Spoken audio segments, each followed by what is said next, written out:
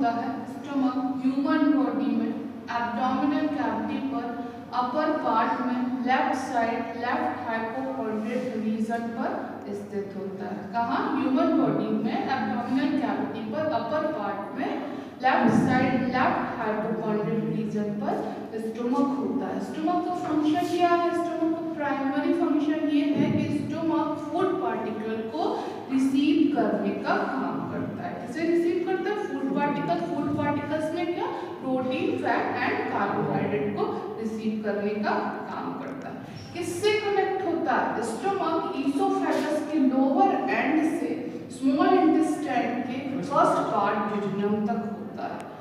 Oesophagus के lower and से small intestine के फर्स्ट पार्ट डिड्यूनम तक होता है। कितना लंबा होता है? ये 25 सेंटीमीटर लॉन्ग होता है एंड जे शेप का होता है।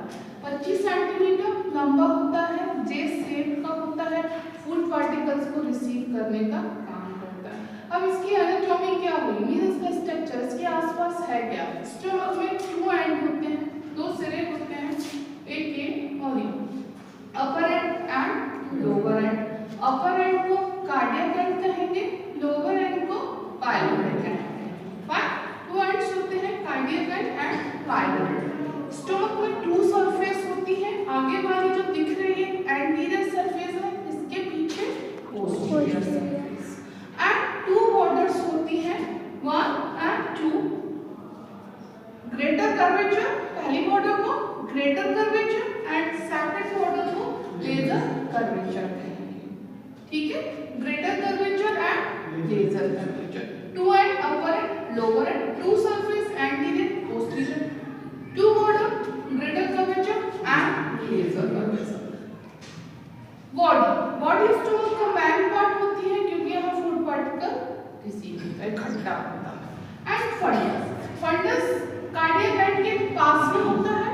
फंडस के यहाँ ग्लैंड्स पाई जाती हैं।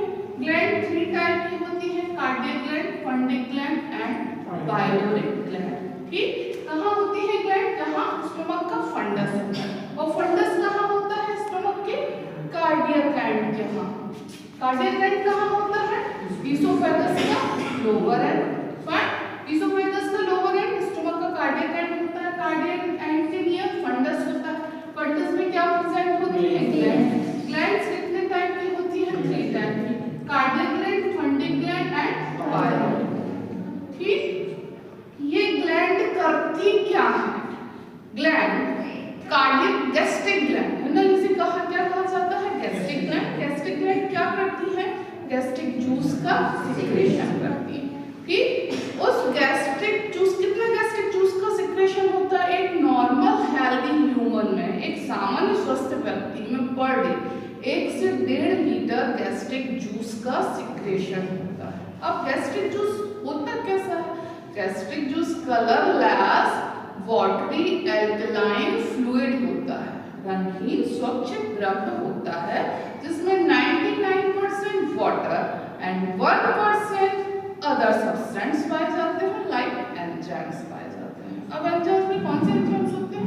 Pepsin, rennin, lipase and HCl. तो इनका रोल क्या होता है? पेप्सिन क्या होता है? पेप्सिन किसमें कन्वर्ट होता है? पेप्सिनोजन में। किसके कारण होता है? प्रोटीन मोलिक्यूल्स के कारण।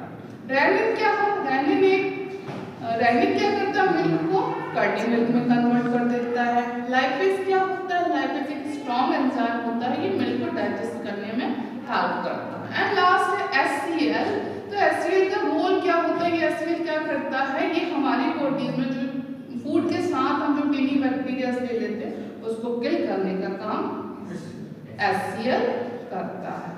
ठीक, तो ये पूरा आपका गैस्ट्रिक जूस हो गया।